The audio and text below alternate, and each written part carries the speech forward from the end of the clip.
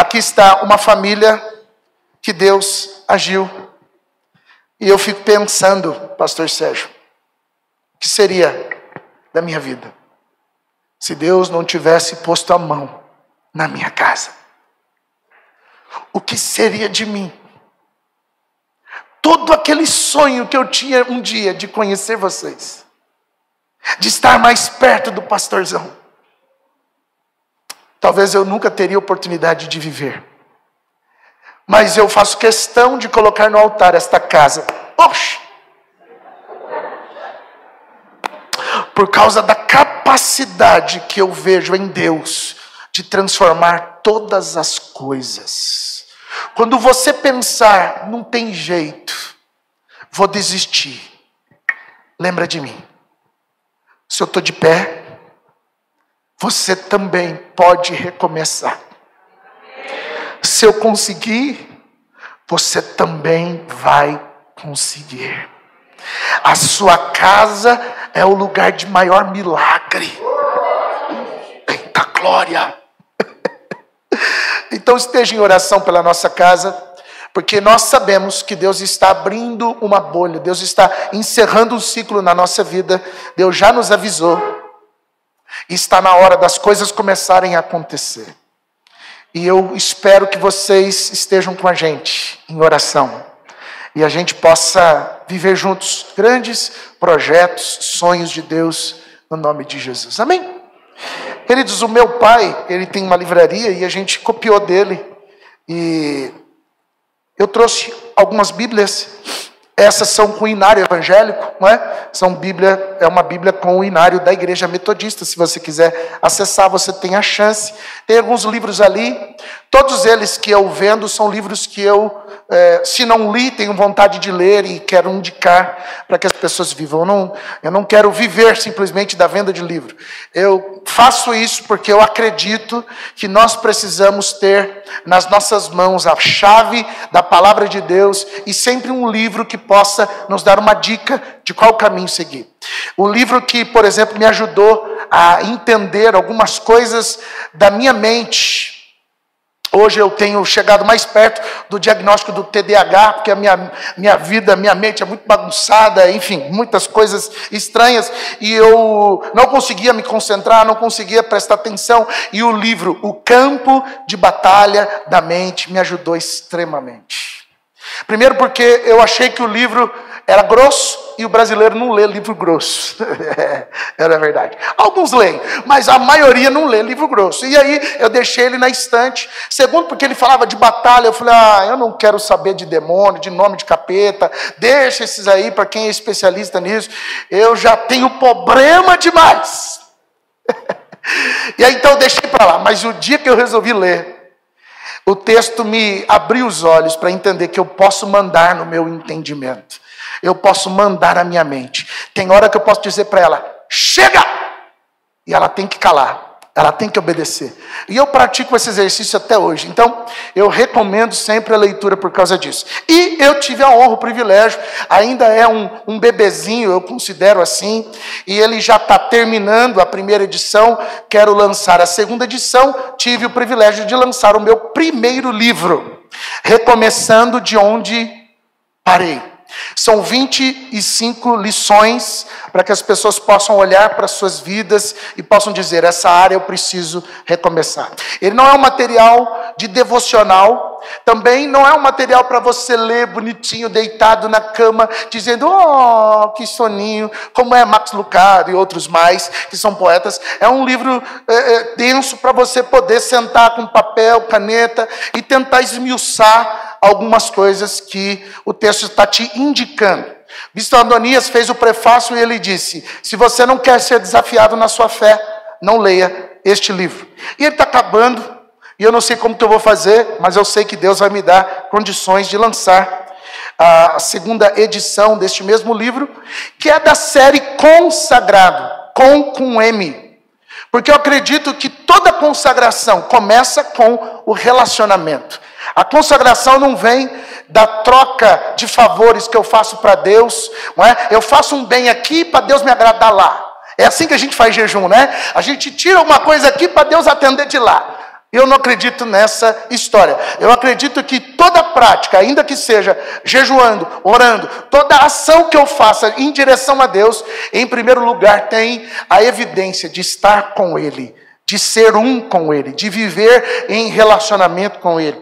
Então eu quero lançar alguns livros da série Consagrado, com essa dinâmica, né? De fazer as pessoas meio que anotarem, escreverem num outro papel e ajudar. Por exemplo, tem um aqui, um dos capítulos que diz o atestado de incompetência. Não é? Quero convidar você a um dia atestar a sua incompetência e declarar exclusivamente sua dependência a Deus. E eu queria dar de presente, eu só trouxe 2, e eu queria dar de presente para a primeira pessoa que disser para mim o versículo da minha vida. 1 João 3,16. Quem falar de cor e salteado vai ganhar este livro. 1 João 3,16.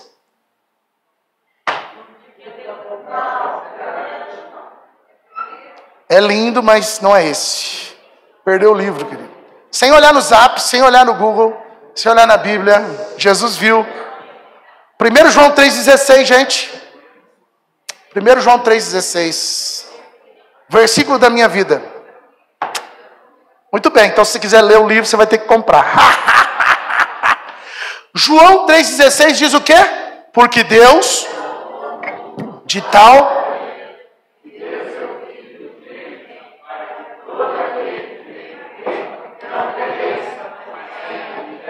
Então eu tenho um Deus que me ama e me deu. Tudo bem? Ele me deu. O que ele me deu? A vida do seu filho. Isso inundou, mexeu com a minha vida. E aí o 1 João 3,16 diz: nisso conhecemos o que é o amor. Cristo deu a sua vida por nós. E agora nós damos a vida pelos nossos irmãos. Então ser louco por pessoas não é uma coisa assim tão... não é? É simplesmente reproduzir o que Jesus fez por você. Guarda isso no seu coração. O que é ser crente? Você tem a página do movimento no Instagram e no Facebook, Loucos por Pessoas. A minha página no Instagram, PRJ, a gente é onde a gente movimenta mais. A página ainda está sendo construída. Eu só estou guardando o nome Loucos por Pessoas para obras futuras, né? Então eu tenho usado mais o meu perfil. E nós temos um grupo de leitura da Bíblia no WhatsApp e também no Telegram. Nós gravamos o áudio da leitura e repicamos no texto. Eu vi que vocês estão lendo a Bíblia também, não é? A gente tem toda segunda-feira uma live que fala sobre as loucuras e um tempo de adoração na presença de Deus. Enfim, a gente está sempre conectado à internet, tentando influenciar as pessoas. E aonde a gente tiver, eu sempre posto assim, mais um bando de loucos por pessoas, aleluia. Porque como eu disse a você, o meu grande sonho é ganhar o mundo para Jesus. A igreja de Caldas Novas precisa também da nossa oração, querido. Se você puder me ajudar nisso, quantos podem? Eu vim parar de fato, sem nenhuma demagogia, eu amei demais estar na 8ª região. Nunca tive sonho, nunca tive vontade nenhuma de estar por esta região. Nunca. Não é? Olhava para esse lugar dizendo, meu Deus, é muito longe. Eu sou de Campinas, São Paulo. Eu queria, na verdade, voltar para a minha terra. Mas agora já não estou querendo mais. Eu agora já estou comendo piqui. Então, entendeu? Agora já estou comendo gueroba também, entendeu? Então eu já quero me alojar por essas bandas e acreditar que Deus tem uma obra para fazer naquele lugar. Sabe, a gente tem se deparado com uma igreja idosa, como eu disse para vocês. E a minha pergunta é, Deus, o que o Senhor vai fazer com um pastor estragadinho, todo bagunceiro? O que o Senhor vai fazer juntando um bagunceiro com os idosos? Eles vão esperar uma coisa de mim que eu não quero dar, que eu não sei dar, e que não vai prestar. E aí Deus me surpreendeu, logo no primeiro dia, quando eu disse, eu sou o novo pastor de vocês, eles começaram a dizer assim, glória a Deus! Eu disse, Deus, não vai prestar mesmo. E toda vez que eu viajo, e eu faço questão de viajar sempre, porque faz parte daquilo que Deus me deu como ênfase ministerial, eles me mandam um vídeo deles dançando, pulando. Eu já estou aguardando o que eles vão fazer hoje. Meus idosos estão chacoalhando, a coisa está ficando esquisita. Eu cada vez desafio eles para alguma coisa, eu digo, agora eles não vão. De repente, eles estão lá. Então Deus tem uma coisa para fazer naquele lugar, eu ainda não sei exatamente o quanto tempo que nós teremos ali. Mas tudo que Deus nos der para fazer naquele lugar, vai durar para os próximos anos, até o arrebatamento da igreja, no nome de Jesus. Se Deus permitir que a gente fique lá para sempre, ótimo. Mas a grandeza do nome de Deus é para mim mais importante. Mais importante do que viver num lugar, é saber que Jesus está naquele lugar. Então quero convidar você a orar pela minha terrinha, e quando passar por lá, volte a Caldas Novas, querido. Volte, não é, Igor? Fala aí. Caldas Novas é uma delícia, não é verdade? Acabou de chegar de lá, carudo. Esperou vir para cá para ir para lá. São os amigos que Deus me deu. Vá para Caldas Novas outra vez. E vá nos visitar. Deixa uma oferta lá. Nos abrace, por favor. Nos ajude na obra missionária daquele lugar. Quem sabe a gente não promova alguns intercâmbios entre as duas igrejas. E seja uma oportunidade da gente crescer pertinho do Goiânia Leste. Muito bem.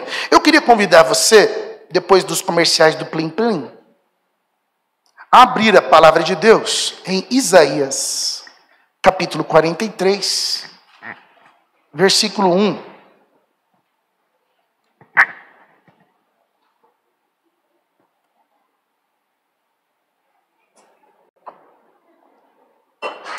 Ai, comi um churrasco hoje, está me dando uma sede. Desculpa aí, queridos. Isaías 43, versículo 1.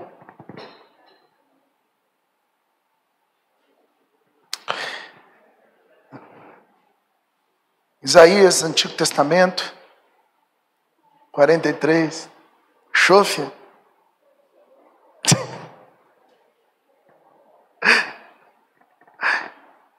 43, versículo 1 diz assim: mas agora, povo de Israel, o Senhor Deus que o criou, diz: não tenha medo, pois eu o salvarei. Eu o chamei pelo seu nome, você é meu. Quando você atravessar águas profundas, eu estarei do seu lado, e você não se afogará. Quando passar pelo meio do fogo, as chamas não o queimarão, pois eu sou o Senhor seu Deus, o Santo Deus de Israel, o seu Salvador. Dei como pagamento o Egito, a Etiópia e Seba, a fim de que você fosse meu. Para libertar você, entrego nações inteiras como preço do resgate, pois para mim você vale muito. Você é o povo que eu amo, um povo que merece muita honra. Não tenha medo, pois eu estou com você. Aí nós aqui, ó, do leste e do oeste, levarei o meu povo de volta para o seu país. Ordenarei ao norte que os deixe sair, e direi ao sul que não os segures. Dos lugares mais distantes do mundo, deixem que os meus filhos e as minhas filhas voltem para casa. Todos eles são o meu próprio povo, e eu os criei, e lhes dei vida, a fim de que mostrem a minha grandeza. O Senhor Deus diz: tragam o meu povo para ser julgado, pois eles têm olhos, mas não veem, têm ouvidos, mas não ouvem. Reúnem-se num tribunal todas as nações, ajuntem-se todos os povos. Por acaso um dos seus deuses anunciou o que ia acontecer? Algum deles disse o que está acontecendo agora? que eles tragam as suas testemunhas e provam que estão certos, a fim de que todos digam, é verdade mesmo. O Senhor diz, povo de Israel, você é a minha testemunha, você é o servo que eu escolhi, para que me conheça e creia em mim, e entenda que eu sou o único Deus. Antes de mim não houve nenhum outro Deus, e nunca haverá outro depois. Só eu sei, sou o Senhor. Somente eu posso salvar vocês. Fui eu quem prometeu salvá-los, e de fato foi isso que fiz. E vocês são testemunhas de que não foi outro Deus que fez isso. Obrigado, querido. Eu sou Deus e sempre serei. Ninguém pode escapar do meu poder, e ninguém pode desfazer o que eu faço. O Senhor, o Santo Deus de Israel, o Deus que salva, diz ao seu povo, por causa do meu amor por vocês, enviarei contra a Babilônia um exército que conquistará a cidade, e os gritos de alegria dos babilônios virarão choro. Eu sou o Senhor, o Santo Deus de vocês, o Criador de Israel e o seu Rei. Há muito tempo, o Senhor abriu um caminho no mar, uma estrada no meio das águas perigosas. Ele derrotou um poderoso exército, um exército de carros e cavalos de guerra. Eles caíram para nunca mais se levantar. Acabaram-se como um povo que está se apagando. Mas agora o Senhor Deus diz ao seu povo, não fiquem lembrando do que aconteceu no passado. Não continuem pensando nas coisas que fiz há muito tempo, pois agora vou fazer uma coisa nova, que logo vai acontecer, e de repente vocês a verão. Prepararei um caminho no deserto e farei com que estradas passem em terras secas. Serei louvado pelos animais selvagens, pelos chacais e pelos avestruzes, pois farei com que jorrem fontes no deserto e com que rios corram pelas terras secas, para dar de beber ao meu povo escolhido. Este é o povo que criei, para que fosse meu, a fim de que desse louvores ao meu nome. O Senhor diz ao seu povo, vocês se enjoaram de mim e pararam de me adorar. Vocês não me ofereceram carneiros para serem queimados em sacrifício, nem me honraram com os outros sacrifícios. Eu não os obriguei a me apresentarem ofertas de cereais, nem fiquei exigindo que eu me oferecessem incenso. Vocês não foram obrigados a comprar plantas cheirosas para apresentá-las a mim, nem tiveram de me oferecer a gordura dos animais para me agradar. Pelo contrário, vocês me cansaram com os seus pecados e me aborreceram com as suas maldades. Eu mesmo sou o seu Deus, e por isso perdoo os seus pecados e os esqueço. Meu povo, se você tem uma coisa contra mim, vamos juntos ao tribunal. Apresente as suas provas e veremos se Deus tem razão, se você tem razão. O pai da sua raça pecou, e os seus profetas também pecaram contra mim, e as suas autoridades profanaram o meu templo. Por isso eu deixei que Israel fosse destruído, deixei que o meu próprio povo fosse humilhado. Até aí. Eu e você olhamos para esse texto e vamos ver que o profeta Isaías profetizou sobre o povo de Israel pelo período de 60 anos, mais ou menos. Então você imagina, o pastor Sérgio está aqui há 22 anos. Imagina um profeta de Deus caminhando com a gente 60 anos. 3 vezes mais. Imagina a história de convivência. É um homem que já viu muitas coisas. É um profeta que já pôde encarar muitas gerações. Já se passou por ele muitas pessoas, muitas épocas. E ele é então considerado um dos profetas maiores. E a gente vai olhar para o cenário em que ele está profetizando, é triste. Imagina você ser um homem de Deus escolhido para profetizar diante de um povo que é frio, diante de um povo que vive de apatia em apatia, de um povo que nasce corrupto e ele vem se consertando, de repente ele se estraga, de repente ele se regenera, de repente ele se estraga de novo. Se tem uma coisa que a gente pode olhar no Antigo Testamento é que o povo de Israel vivia épocas terríveis de muita frieza e de muito distanciamento de Deus. Homens de Deus se levantavam e destruíam os postos ídolos, mas de repente na próxima geração tudo era mudado. E as pessoas com muita facilidade esqueciam da autoridade de Deus, esqueciam de quem Javé era e do que ele era capaz de fazer, e viviam na onda dos movimentos dos outros povos. Bem, você sabe bem da história, porque vocês têm um exímio professor aqui, e eu não preciso ficar floreando esse ambiente, mas é importante você cravar dentro do teu peito, que o cenário em que nós estamos é um cenário de frieza. As pessoas estão sem adorar a Deus, sem reconhecê-lo como a autoridade maior das suas vidas. E por causa disso, elas estão, ao contrário da adoração, elas estão pecando. Elas estão constrangendo o nome de Deus. E a frieza faz isso. A frieza, ela tira a gente da vontade de adorar. E ela inflama o nosso coração para a apostasia. Ela inflama o nosso coração para viver na relativização de todas as coisas.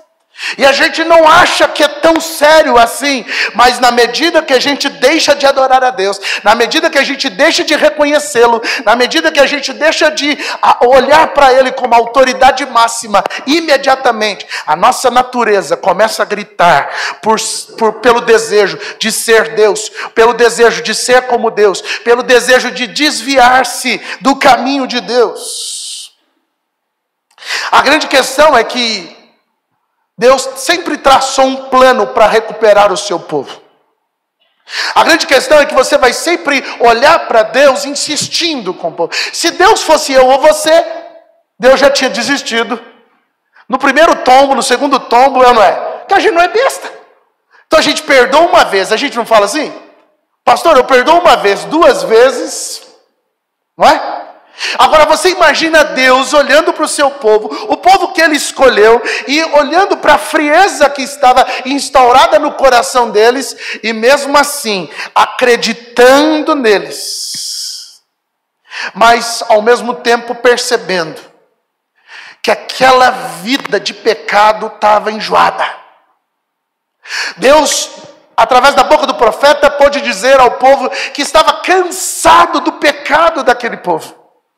Porque era um pecado institucionalizado, era um pecado crônico, não era um pecado de um evento, não era uma ação apenas, mas já era um estado governando a vida deles. Era a iniquidade dominando a história deles. Então Deus se cansa deste povo, e a consequência de tudo isso é a dor. A dor, muitas vezes, ela não vem do pecado. Mas nesse sentido, nesse ambiente, todas as pessoas que vivem de frieza, a consequência da frieza é a dor. A consequência da frieza, a consequência do distanciamento é o fracasso. A consequência de quem vive distante de Deus é o cativeiro. E de repente Deus tem que tem que olhar para aquele povo e, entre aspas, tem que se ver obrigado a ver aquele povo que Ele ama, aquele povo que Ele não desiste, a ver aquele povo que Ele tem um carinho especial, ver aquele povo sendo rendido por pessoas más, por ambientes de sufocamento. Dói demais em Deus, dói demais no coração de Deus, saber que aquele povo que Ele ama teria que enfrentar um período de muita dor. A gente sempre costuma dizer sobre o exílio babilônico, que é esse período que nós estamos, 70 anos, e os 400 anos no Egito. Mas se você ler bem o texto bíblico, você vai saber que o povo de Israel não esteve só nesses 2 períodos cativos. O povo de Israel viveu muito tempo, muitas vezes, muitas épocas, rendido, cativo. Você imagina você ter um filho e você dar tudo para o seu filho, você acreditar demais no seu filho, mas você ter que ver o seu filho vivendo na dor, porque você não consegue mais fazer nada por ele, a não ser esperar que ele olhe de volta para você e perceba que ele está errado. Não sei se você já teve essa oportunidade, mas Deus olhou para a humanidade, olhou para o seu povo e percebeu: eu não suporto mais esse ambiente. Amar e sentir esse sufocamento, eu acho que é coisa de alguém que ama de verdade. Mas ao perceber que o cativeiro estava sobre eles, Deus nunca deixou a fidelidade dele se esvaziar. A fidelidade de Deus sempre foi para anunciar que aquele povo duro de coração, que aquele povo frio, que aquele povo esquisito, que aquele povo que qualquer um de nós, se fosse Deus, dizia: eu vou eleger outro. Não me quer, eu não vou amar quem não me quer. Eu não vou desejar o bem de quem não me deseja o bem. Então que eles vivam para lá e eu viva para cá.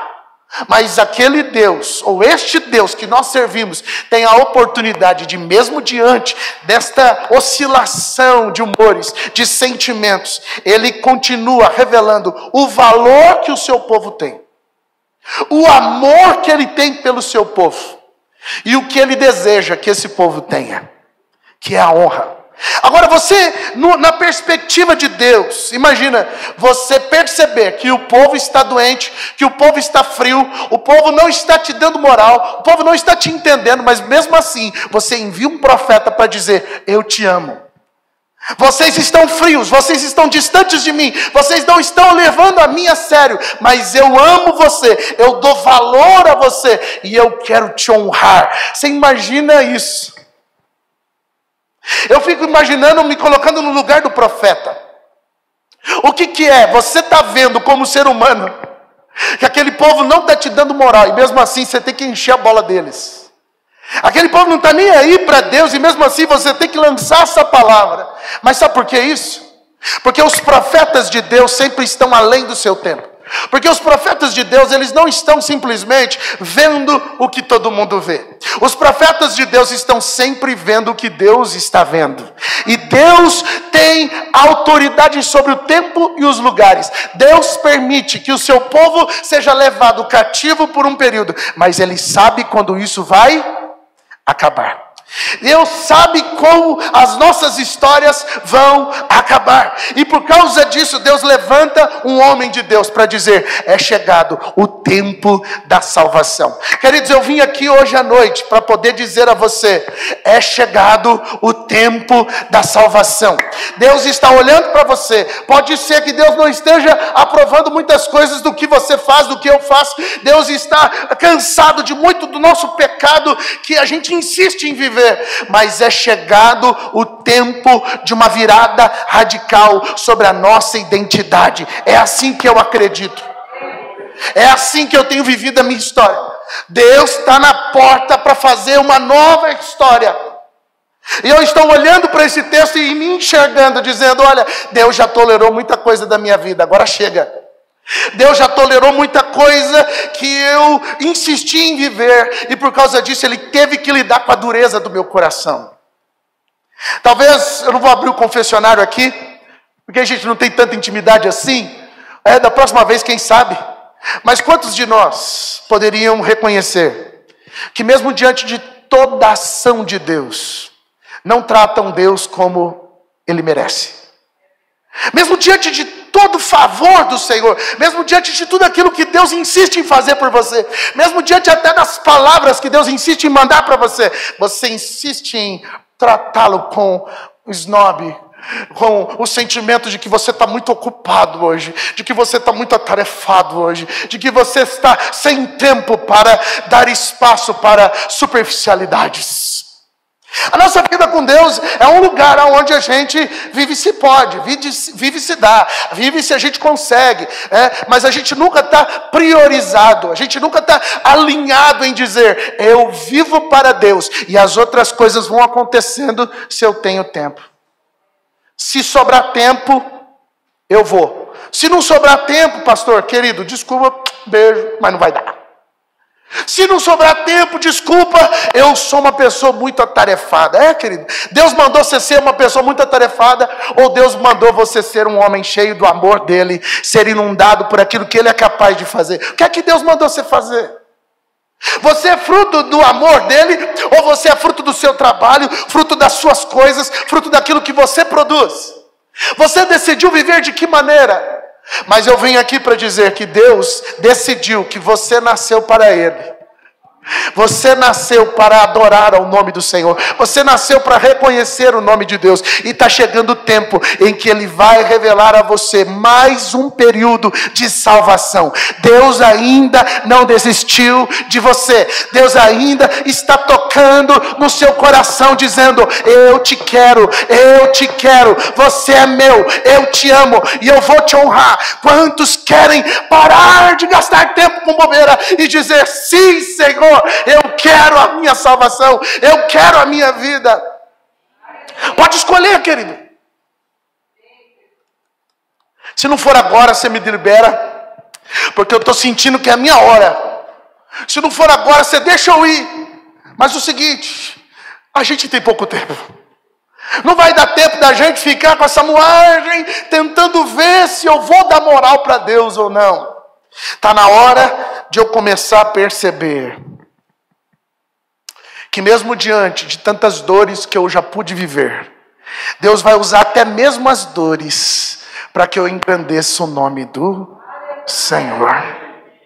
Está na hora da gente começar a perceber que mesmo o tempo da minha frieza, mesmo o tempo da minha escassez, mesmo o tempo da minha iniquidade, mesmo o tempo que eu passei sem perceber que Deus era alguém que me amava de fato, mesmo que eu não reparasse na vida que Deus tinha por mim, Deus estava ali planejando a minha história, construindo a minha história, e hoje eu o reconheço. Agora é muito importante que você observe o que o profeta disse para o povo. O profeta disse para o povo: olha, eu quero que vocês não fiquem presos nas memórias que vocês têm. Mas ao mesmo tempo, olha que interessante, o profeta lembra quais são essas memórias. Então, ao mesmo tempo que o profeta está dizendo: olha, não fica gastando tempo com isso, eu preciso lembrar vocês quem eu sou. E aí Deus começa: olha, eu sou aquele que tirou vocês lá do Egito, viu? Eu sou aqueles que abriu o mar, viu? Você sabe? Eu sou aquele que te livrou lá do passado. Teus antepassados conseguiram passar em pé enxuto, porque eu sou o Deus de você. Eu sou o Deus dos seus antepassados. Sabe, eu vinha hoje aqui dizer para você: tem muitas coisas que Deus já fez na tua história, que está lá no passado, que você precisa lembrar. Tem muita coisa que você já esqueceu, mas era Deus, cara. Quando você era só uma pessoa pequenininha, quando você ainda não era grandão nas coisas que você gosta de fazer, Deus estava ali insistindo em você. Deus acreditou em você quando você não era ninguém.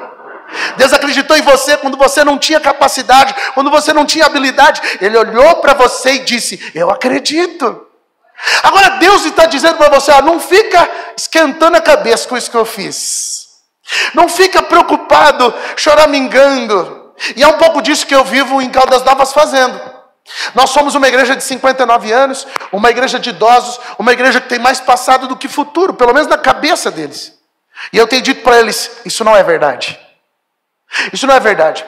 Porque mesmo que eu não viva, quem vai viver depois de mim precisa viver um sonho ativo, de uma igreja ativa, de um projeto ativo, de um Deus que ainda faz coisas agora.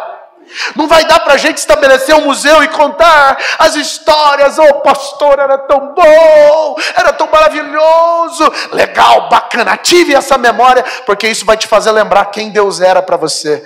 Mas avance na sua memória por entender: Deus ainda não acabou. Você podia dizer para quem está perto de você: Deus ainda não acabou.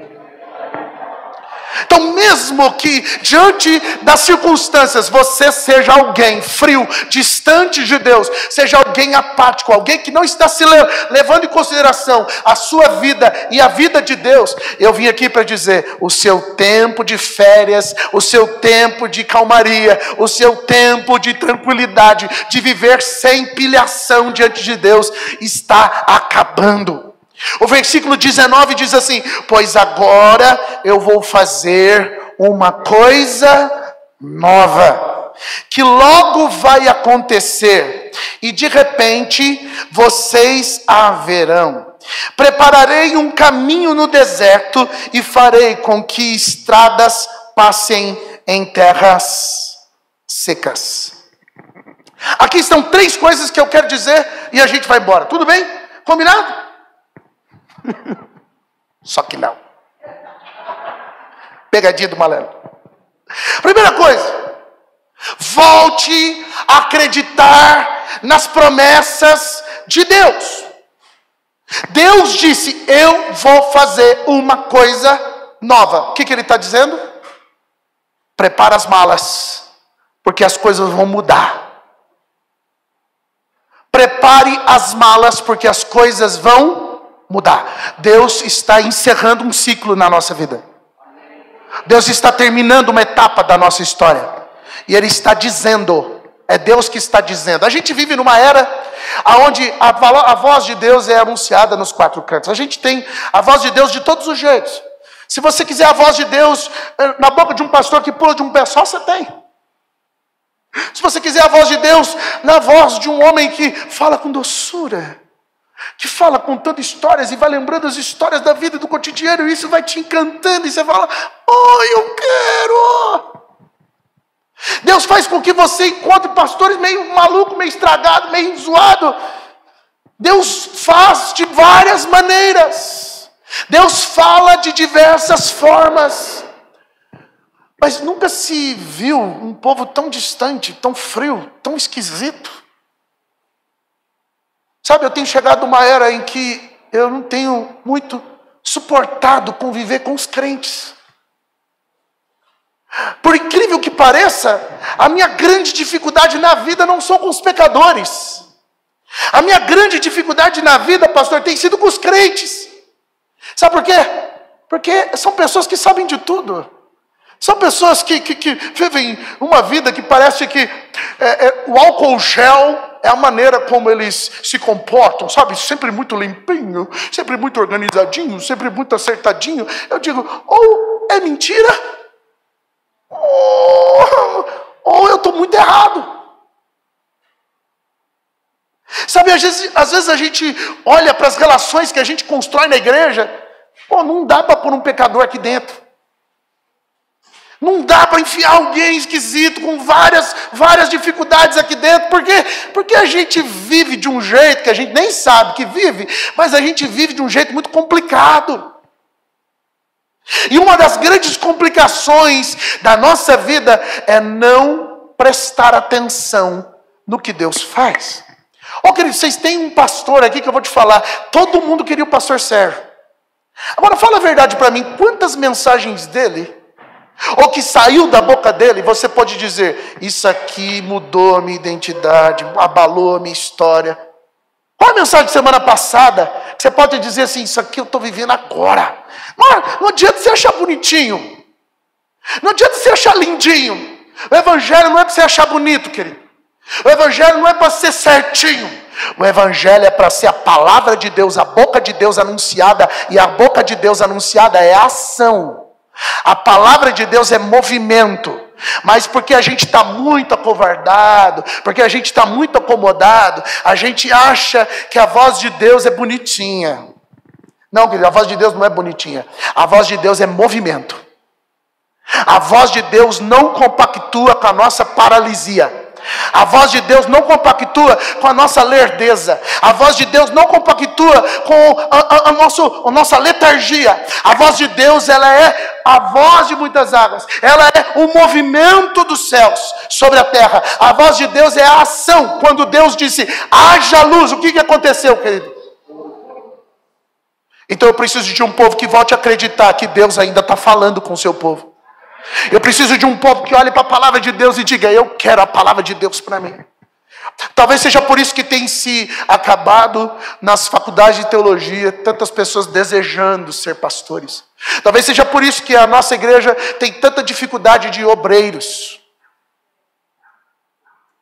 Eu reparei algumas irmãs trabalhando, eu falei, gente, só tem irmã trabalhando nessa igreja aqui, cadê os varões? Eu perguntei para umas irmãs, vinha um ou outro trabalhando, eu falei, não tem homem nessa igreja que trabalha, não? Não, estou ocupado demais. Então a gente vive num ambiente onde parece que Deus não está direcionando a sua vida. Cuidado, porque você pode levar muito certo a sua vida sem a voz de Deus, mas uma hora isso vai azedar. Uma hora a história de qualquer pessoa sem a voz de Deus azeda. Uma hora a voz de Deus, de alguma maneira, vai colocar as coisas no lugar. E Deus está dizendo, chegou o tempo de eu resgatar a minha igreja. Eu vou tratar a minha igreja para levá-la para mim. Quantos estão aguardando a volta de Jesus aqui? Desse jeito? Então a gente precisa pegar muito bem, se agarrar muito bem no que a palavra de Deus diz. Porque agarrar numa palavra que alguém disse, eu me agarro. Facinho. Eu sou uma pessoa rancorosa. Se a Kátia fala um negócio para mim, demora 2 dias para perdoar.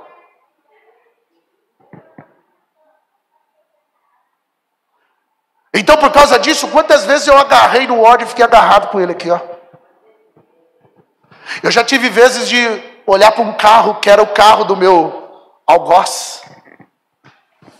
E eu ter vontade de acelerar e bater no carro. E dizer assim, eu vou matar esse cara. E não era o cara. Mas era fruto do agarrar de uma palavra que eu recebi. Sabe, um dia eu fui me converter lá na terapia, sabe? De vez em quando a gente se converte na terapia, aleluia. E eu fui para a terapia e eu cheguei lá, quis contar uma história para ele.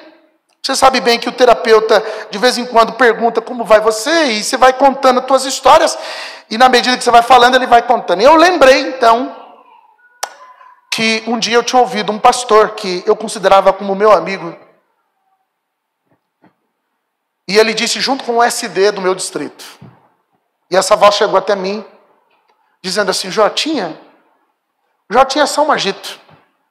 As coisas na vida dele, esse movimento aí, já vai parar.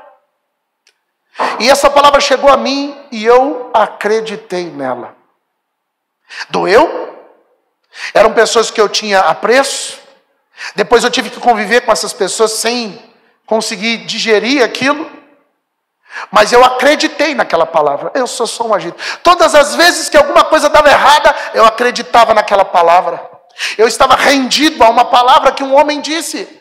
A meu respeito, sei lá se estava com inveja, sei lá se estava inseguro, sei lá por qual motivo ele disse aquilo, mas a questão é que eu agarrei naquela palavra. Você também não é assim? Você também não agarra no que o outro fala? Você não agarra no que as pessoas se movem? A gente vive disso. Pois eu vivi anos prostrado, porque acreditando que a minha vida não ia dar certo. Eu só ia começar, mas nunca ia terminar. Um dia eu fui no terapeuta, e eu contei essa história, e ele inclinou a cabeça, assim, com a perna dobradinha, cara de terapeuta. E ele disse, mas quem falou para você que ser um agito é um problema? E eu estava deitado assim, meio que como no divã, eu me levantei e disse, como assim? E ele disse, água parada dá dengue. Eu só posso acreditar que foi Deus que falou isso na boca do cara. Ele falou assim, o mundo precisa de gente como você. Você precisa produzir vida. Você é o agitador, traz vida. O mundo precisa de gente que produz vida. Querido, sarei. Sai de lá curado. Eu disse, então vamos agitar o mundo. Vamos mexer nas águas paradas. Se eu nasci para isso, não tem problema nenhum eu ser assim. Porque é isso que Deus vai fazer. Deus vai se mover a partir daquilo que eu sou. Porque a palavra dele é que determina a minha vida. Não é a palavra de homem nenhum. A partir daquele dia eu nunca mais senti dor. Porque eu era alguém que agitava as águas paradas. Quando vejo os movimentos eu falo, ai Deus, o Senhor está fazendo. Sabe, eu e você precisamos parar de acreditar muito no que os outros falam a teu respeito. Porque você malemar dá espaço para acreditar no que Deus está falando sobre você. E você fica assim, ó, eu não consigo ouvir a voz de Deus. Sai do TikTok que você vai ouvir. Vixe, ó.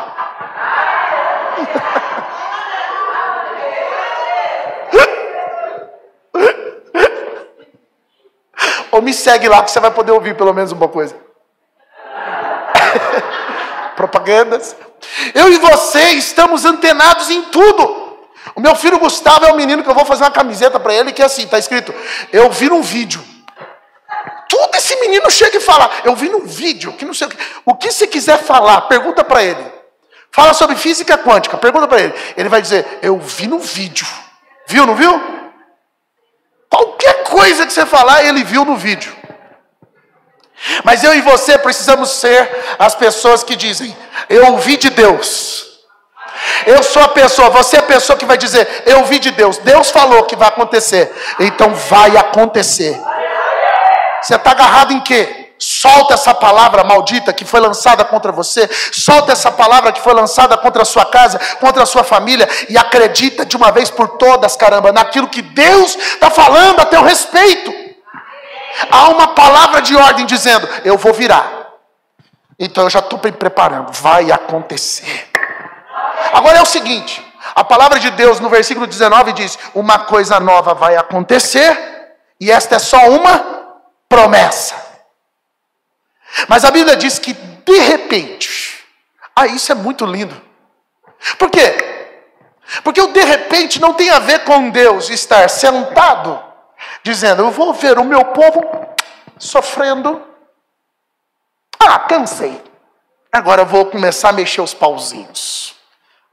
Deus não é como uma cena de game que ele vai lá e se move nos últimos minutos. Deus é alguém programado para fazer as coisas desde antes da fundação do mundo. E Ele permite que os processos aconteçam no nosso tempo, para que a gente possa sistematizar os ambientes da vida. Mas nós não fazemos ideia de que Deus já estava pensando nesta consequência, nisso que Ele vai fazer amanhã, nisso que Ele está pronto para fazer. Deus já estava planejando há muitos anos atrás. Muita coisa que Goiânia Leste vai viver já foi dito, e de repente isso vai se materializar, de repente isso vai acontecer. Um dia eu tive uma visão. Eu já estou terminando. Eu tive uma visão. Eu fui para a praia. Não é essa visão, né? De fato, eu fui na praia, aleluia. Tirei férias, fui para a Praia Grande, glória a Deus. E aí, cheguei lá na Praia Grande, todo crente no domingo à noite, de férias, quer fazer o quê? Quer ir para a igreja. Procurei uma igreja penteca que eu queria dar uns glória, aleluia. Eu sou meio metobleia, queria dar uns glória. E aí fui numa igreja penteca, e aí foi pregado lá de que o resumo da palavra é que você tinha que ganhar o coração de Deus, que você tinha que respeitar o coração de Deus, desejar o coração de Deus, que você tinha que parar de querer ser o filho pidão, tinha que desejar não ser mais aquele filho que só procura Deus nos perrengues, e começar a ser o filho que se relaciona com Ele diariamente. E aí então saí da praia, beleza, tranquilo, foi legal o culto. Fui para a casa do meu tio em Indaiatuba. Toda a minha família estava reunida, minha mãe, meu pai, minhas duas irmãs, cunhado, periquito, papagaio. E aí estávamos todos no colchão inflável. E naquela madrugada eu tive uma visão. Eu vi vários demônios entrando e saindo por aquela casa. E eu senti o céu abaixar assim. Parece que o teto ficou pequeno. E eu comecei a tremer. E eu acho que foi uma visão, porque eu olhei para o lado assim, eu olhava para a Kátia estava assim, sentindo a presença de Deus. Não, eu estava tremendo, e ela estava reproduzindo o meu tremor, era num colchão inflável. E eu disse: Senhor, salva minha esposa dessa noite turbulenta. E eu orando, porque o meu carro quebrava, furava o pneu, e ele furava o pneu de 2. Você já viu um carro que fura 2 pneus? Misericórdia. Acabava a comida em casa, e aí só tinha arroz e um farelo de linguiça. Queridos, a gente foi seminarista casado, a gente sabia passar por escassez, mas nunca tinha faltado um suco. De repente eu via lá comida, farelo de linguiça e um copo de água. Eu falava: Deus, está difícil. Mas havia um gozo tão grande dentro da minha casa, havia uma glória, uma presença de Deus tão grande dentro da minha casa. Mas conforme os anos foram passando, eu fui esquecendo de dar importância à presença de Deus. Mas Deus me fez lembrar dessa promessa vindo para a 8ª região. E quando foi esta semana passada, Deus me fez lembrar dessa promessa. E Deus falou para mim: filho, você lembra daquela visão? Chegou a hora das coisas começarem a acontecer. Eu vou destravar a sua história. Estou compartilhando o que Deus falou comigo, querido. Eu estou meio assim, ó. Meu Deus! Eu sentei com a Kátia esses dias para contar para ela o que eu vi. E nós estamos assim: Senhor, o que a gente está vendo ainda é escassez. O que a gente ainda está vendo ainda é um tempo difícil. É ainda um tempo de aperto. Mas nós estamos agarrados no de repente de Deus. Porque o de repente não é Deus pensando do nada. O de repente é na minha hora. Vai acontecer a qualquer momento. Mas na hora de Deus, desde 2011, Deus estava trabalhando no meu coração para que eu pudesse ser dele. Porque mais importante do que Deus te abençoar é você ser de Deus. Mais importante do que Deus te dar uma bênção é Deus ser a bênção maior que você pode ter. Então, em nome de Jesus, aceita os processos que Deus vai te dar, porque chegou o tempo de Deus ser a coisa mais importante da sua vida. E é por isso que nessa última coisa que eu quero dizer, a primeira é que há uma palavra dita e a gente precisa acreditar nela. A segunda é que esse de repente vai acontecer a qualquer momento, mas é planejamento de Deus. A terceira tem um caminho para isso acontecer, e o caminho, Mônica, é passando pelo... A Mônica, querido, é engraçado demais. Desculpa falar. Mas a Mônica pagou uma fortuna para ir no deserto. Eu falei: querida, paga metade disso e vem aqui me ver. Vem aqui me visitar, que você vai conhecer o que é deserto. Eu vou te mostrar tudinho o que é deserto. Eu sei de tudo que você possa imaginar. Falta de ar, esse negócio todo que você sentiu lá, está lá em casa. Pouquinho de comunicação, você resolvia teu BO. Mas é muito engraçado, que é, entre aspas, engraçado, é que a gente coloca o deserto como um lugar estático, né? Um lugar que parece que não acaba. Quer ver uma mensagem que dá certo? Você pregar sobre deserto, que sempre vai ter alguém que está sofrendo, não é verdade? Porque a gente tem a mania de viver no período da dor e acreditar que é só isso.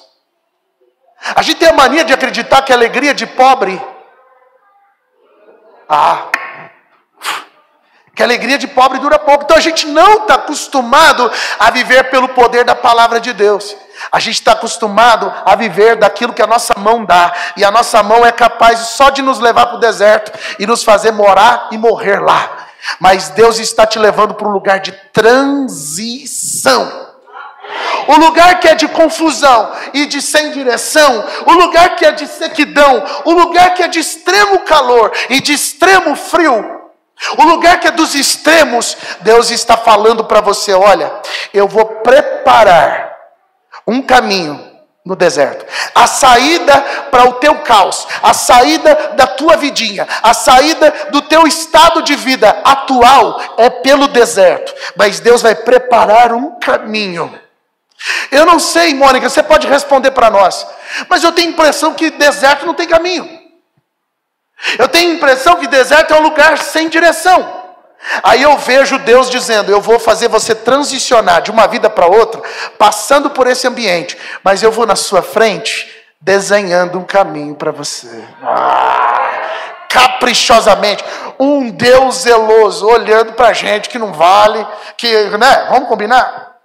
Olhando para a história de um Deus carinhoso, para um povo que só desdenha dele, ele ainda vai na sua frente dizendo: olha, vai para a direita, vai para a esquerda, vem por aqui, vai por ali. Eu não sei se você está acostumado com isso, porque a tua vida é sempre feita com aquilo que você pensa, a sua vida é sempre dirigida por aquilo que você tem vontade. Eu não sei se você está acostumado a entender que agora você tem que sentar do lado do passageiro, mas Deus me trouxe aqui para dizer: eu vou fazer uma coisa nova, mas quem vai dirigir o caminho sou eu. Eu vou fazer uma coisa nova na tua casa, mas quem vai comandar a tua casa sou eu. Eu vou fazer uma coisa nova na sua igreja, mas a chave da sua igreja é minha. Eu vou fazer uma coisa nova no seu coração, mas o seu coração pertence a mim. Quem vai determinar a rota sou eu. Quem vai fazer as coisas sou eu. Quem se submete a isso, pode dar um glória a Deus aí, aleluia. E esse preparar o caminho do deserto é fazer o quê? É Deus de vez em quando fazer você enxergar uma fonte no meio do deserto. Eu perguntei isso para a Mônica. Mônica, você viu água lá? Lembra do texto do Salmo? Restaura a nossa sorte, como as torrentes do Negueb. Um lugar desértico, inexplicavelmente do nada, desce uma água dos montes. E isso faz com que o deserto floresça. Sabe o que é isso? É Deus fazendo coisas assombrosas na tua vida. Eu vim aqui hoje para dizer para você, Deus vai comandar a tua história e vai começar a mexer os pauzinhos com coisas assombrosas. Um ambiente que não vai começar a ser. Um ambiente que não era para acontecer, vai começar a acontecer. Uma porta que está fechada vai começar a se abrir. E você vai dizer, ué não, querido, você sabe, Deus já te falou. E Ele vai fazer no nome de Jesus. Esse é só um processo, é só uma transição, sabe para quê? Para que você definitivamente volte para casa. O deserto é só uma transição, porque o destino é você voltar para o seu lugar de origem. Deus olha para você hoje e diz, você é como o povo de Israel. Me desdenha, me trata como qualquer um. Olha para mim como um tempo que te sobra. Mas eu estou mudando isso. Porque eu não fiz você nascer. Eu não permiti que você estivesse vivo até agora. Para que você ficasse assim, olhando para mim, com essa imagem de mim corrompida. Então eu vou dirigir você. Eu vou te dar todo o subsídio para que você viva o que eu fiz você viver. Tem muita gente aqui que não vive o projeto de Deus. É bem sucedido, mas não vive o que Deus espera. Não vive o que Deus planejou. Você já parou para pensar? Que mais do que ser bem sucedido na vida é viver o que Deus espera de você. Então queira, querido, juvenil, vocês me chamaram aqui, agora aguenta.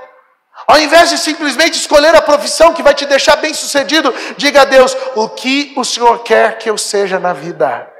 Porque mesmo que eu seja alguém que não vai na onda de todo mundo, mas é aquilo que Deus espera que eu seja, eu vou ser bem sucedido. Como seria a história do povo de Deus sem a vida de João Batista, por exemplo?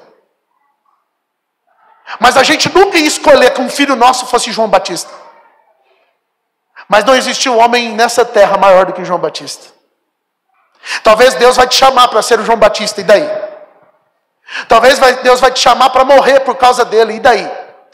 Deus vai te chamar para viver coisas que não são tão bonitinhas assim, e daí? Este é o lugar do teu refrigério. Esse é o lugar do teu descanso.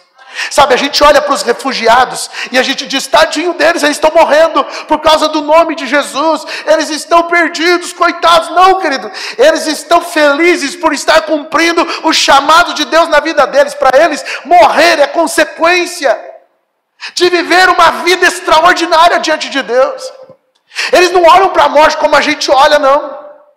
Eles olham para a morte como a vida de Deus me levou para o melhor lugar. Eu estou voltando para casa.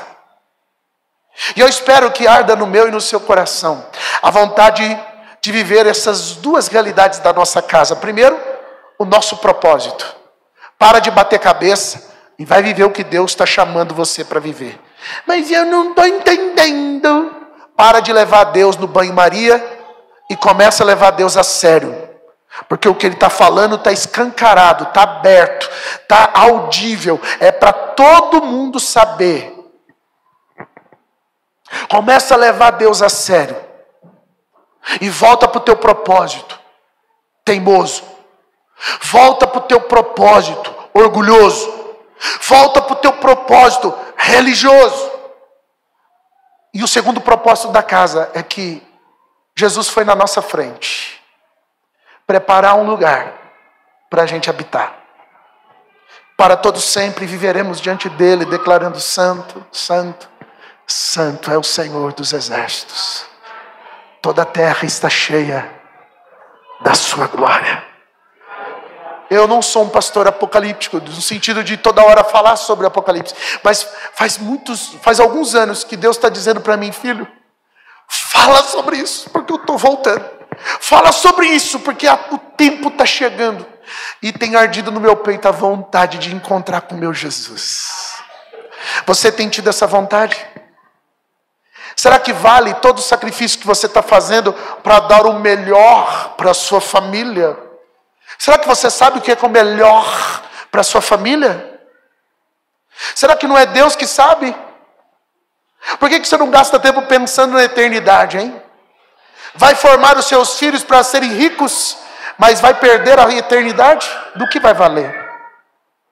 Então eu quero convidar vocês a fechar os olhos e dizer para Deus: Senhor, eu quero dar espaço para a tua palavra.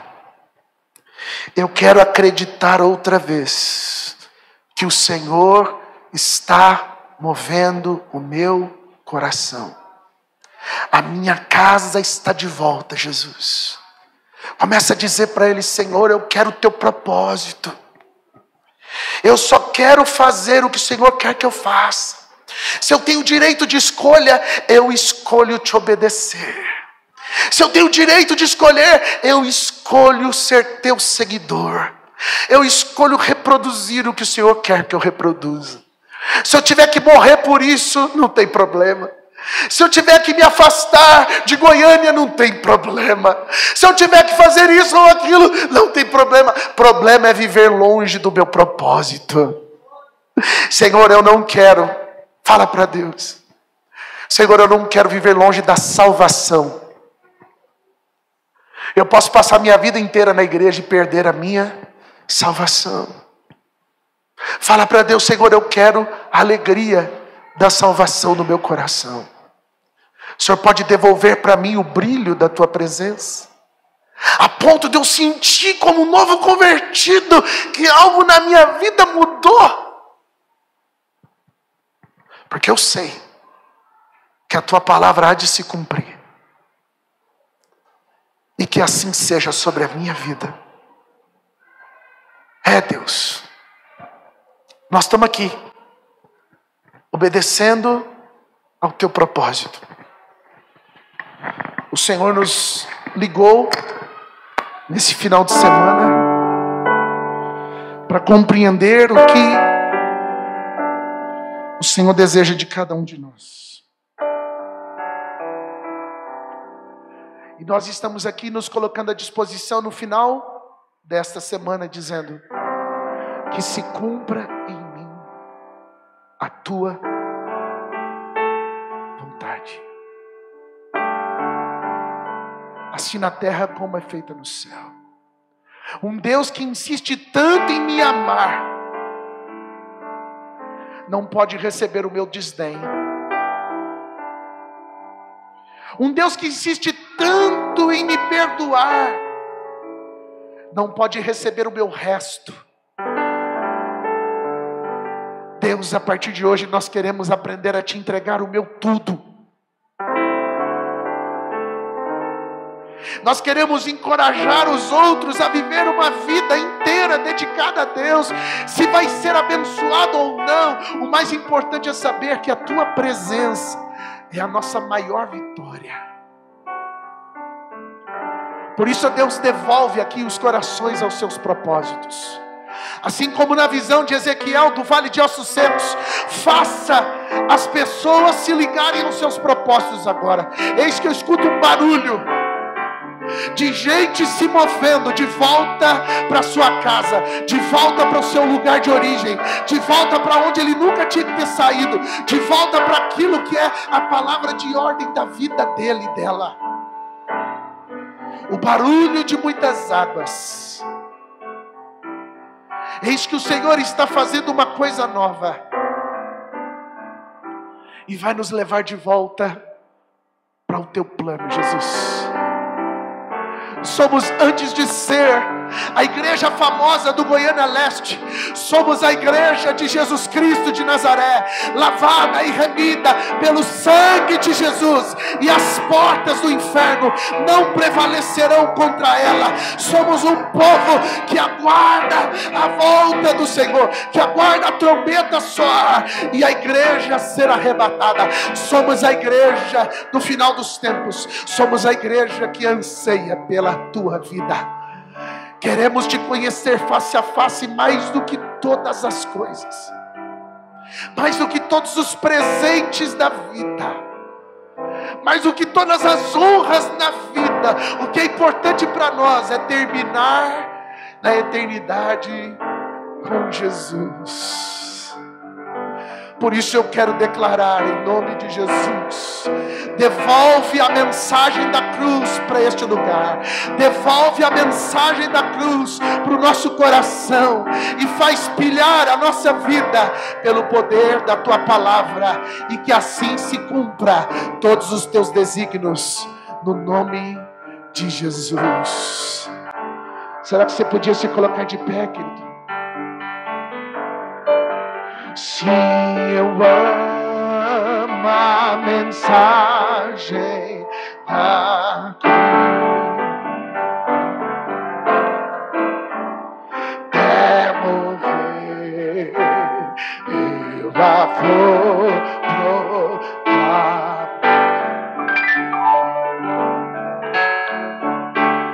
Levarei minha cruz,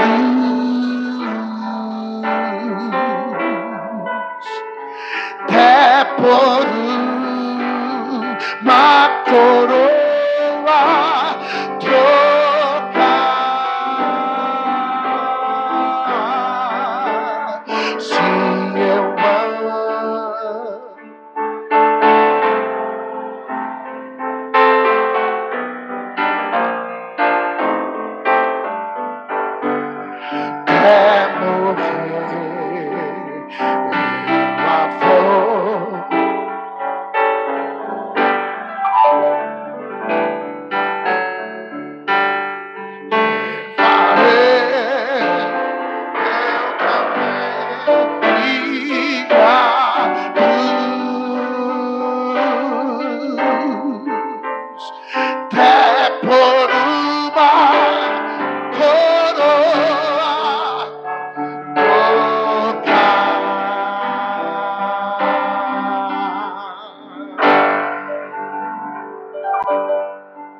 se a gente nunca mais se vê, eu te encontro na eternidade.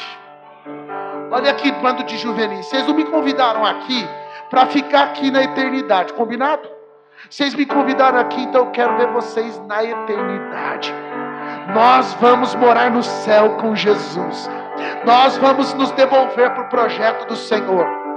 E o que Deus tem para esta igreja nos próximos anos? Ele já disse, Ele já falou. Ele só precisa de gente que acredite. E você estava dando muito trabalho para Deus, tá bom? Agora chega. Fala para quem está perto de você: chega. As coisas vão começar a fluir. E é com você. Fala para quem está perto de você: é com você. Em nome de Jesus. Aleluia. Deixa eu dar um abraço de espremer laranja. Quem está perto de você, faça isso.